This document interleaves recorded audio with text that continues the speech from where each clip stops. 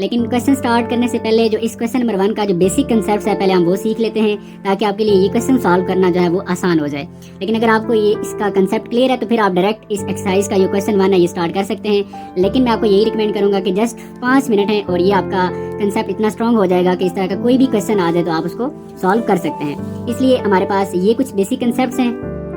लेकिन जी ये एक वैल्यू लिखी हुई है, इसमें कुछ जो बेसिक टर्म्स हैं। अब ये वाला जो साइन है, इस साइन को हम बोलते हैं रेडिकल साइन। अब ये जो रेडिकल साइन है, the radical sign was first used in 1525 AD and written as. ठीक है, ये पहली दफा कब यूज हुआ था? 1525 AD में। ये आपके लिए एक MCQs भी है। इसके बाद इस साइन के अंदर ये जो 5 लिखा हुआ है, इस 5 को हम बोलते हैं रेडिकेंड। ठीक है, और यहाँ पर आपको ये जो 3 लिखा हुआ नजर आ रहा है, इस 3 को हम बोलेंगे इंडेक्स, और इसका जो प्लूरल है जब ज्यादा होंगे, जब ज्यादा वैल्यूज होंगे तो फिर हम बोलेंगे इंडेसिस। ठीक हो गया जी। उसके बाद एक चीज मैं आपको यहाँ पर और भी क्लियर कर दूं कि ये जो वैल्यू लिखी हुई है, आपको ये साइन नजर आ रहा है √5, और ये यहाँ पर जो 3 लिखा हुआ है, और एक लिखा हुआ है √5, और यहाँ पर ये 3 लिखा हुआ है। ये और ये दोनों इक्वल नहीं है। अगर आप कोई क्वेश्चन हो इस तरह का हो, अगर आप उसको यूं लिख देते हैं तो ये गलत हो जाएगा, और अगर इस तरह का क्वेश्चन है आप उसको ऐसे लिख देते हैं तो तब भी ये गलत हो जाएगा। तो इस चीज का भी आपने ख्याल रखना है। उसके बाद नेक्स्ट जो हमारे पास पॉइंट है वो ये है कि अगर ये लिखा हुआ है √b, और यहाँ पर आपको कोई जो है ना लिखी पावर, जैसे यहाँ पर 3 लिखा हुआ है, यहाँ पर आपको कुछ भी लिखा हुआ नजर नहीं आ रहा, लेकिन यहाँ पर यही वैल्यू है √b और यहाँ पर 2 लिखा हुआ है, तो ये दोनों एक ही होंगे। ये और ये दोनों आपस में इक्वल है, चाहे 2 लिखा हो या ना लिखा हो, ये दोनों इक्वल होंगे। इसका मतलब क्या हुआ? इसका मतलब यह है कि अगर ये वाला जो साइन है, रेडिकल का जो साइन है ये, और यहाँ पर अगर 2 भी लिखा हो तो फिर भी ये दोनों आपस में क्या होंगे? इक्वल होंगे। मैंने कुछ एग्जांपल्स मेंशन किए हैं। अगर फॉर एग्जांपल हमारे पास ये √5 लिखा हुआ है, तो इसको हम कैसे लिख सकते हैं? ये 5 लिखेंगे। अब ये जो साइन है, इस साइन की जो वैल्यू होती है वो होती है 1/2। अगर यहाँ पर ये √5 हो और यहाँ पर अगर 2 लिखा हो तो फिर भी हम इसको 5 लिखेंगे और 1/2 ही लिखेंगे, क्योंकि हम ये पढ़ चुके हैं कि यहाँ पर 2 लिखा हो या ना लिखा हो तब भी ये दोनों आपस में इक्वल ही होंगे। लेकिन अगर यहाँ पर √5 है और 3 लिखा हुआ है तो फिर हम इसको 1/3 लिखेंगे, और एज इट इज़ अगर यहाँ पर 4 आ जाता है तो फिर इसको हम 1/4 कर देंगे, और इसी तरह ये आगे कंटिन्यू होगा। इसके अलावा 2 बेसिक कंसेप्ट और हैं हमारे पास इस एक्सरसाइज को सॉल्व करने के लिए, सो इस क्वेश्चन नंबर 1 को सॉल्व करने के लिए।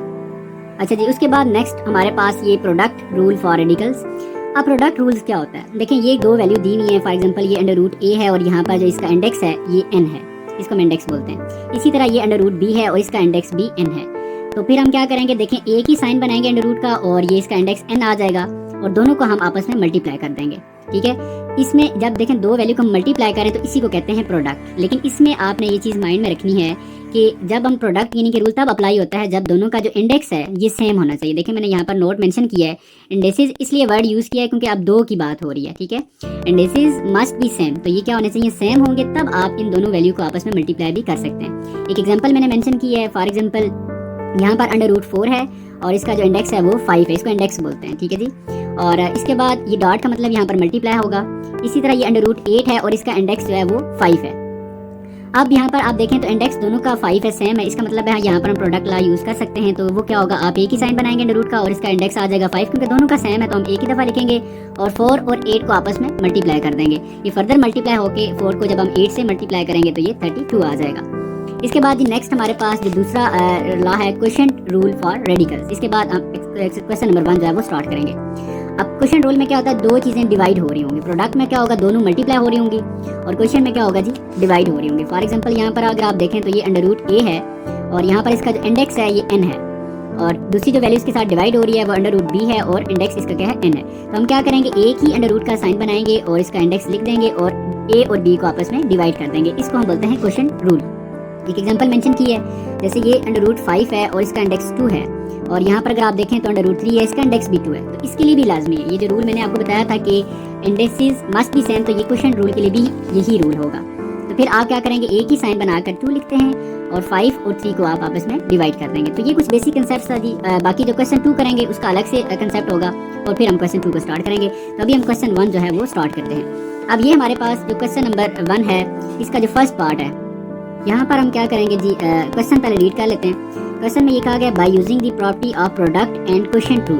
जो क्वेश्चन मतलब एज अ प्रोडक्ट की फॉर्म में होगा वहाँ पे हम प्रोडक्ट रूल यूज़ करेंगे और इसी तरह क्वोशिएंट रूल यूज़ करेंगे फॉर रेडिकल्स। अच्छा, यहाँ तक हमें समझ आ गया कि हमें ये कहा गया कि आप प्रोडक्ट रूल जो है यूज़ करें और क्वोशिएंट रूल जो है वो यूज़ करें। Write each expression as a single radical. देखिए यहाँ पर आपको 2 रेडिकल नजर आ रहे हैं, तो हमने क्या करना है? जिसको कन्वर्ट करना है सिंगल रेडिकल में, एंड सिंप्लीफाई, और जो सिंप्लीफाई हो रहा होगा उसको हम सिंप्लीफाई भी कर देंगे। अभी हम सॉल्व करते हैं, मैं आपको मजीद गाइड करता हूँ फिर। अब यहाँ पर हम ये करेंगे कि एक ही हम अंडर रूट का साइन बनाएंगे और इसको हम लिखेंगे 3 और ये यहाँ पर हम 6 मल्टीप्लाई 6 कर देंगे। ये देखें यहाँ पर हमने प्रोडक्ट रूल जो है वो यूज़ किया है कि अब दोनों का जो इंडेक्स था वो सेम था, तो हमने एक ही अंडर रूट का साइन बना के इंडेक्स एक ही दफ़ा लिखा है और 6 × 6 यानी कि मल्टीप्लाई कर दिया है। इसको देखें मजीद हम सिंप्लीफाई कर सकते हैं, यही चीज़ उसने बोली थी कि आप सिंप्लीफाई भी करें। तो ये 6 को जब हम 6 से मल्टीप्लाई करेंगे तो ये आ जाएगा 36।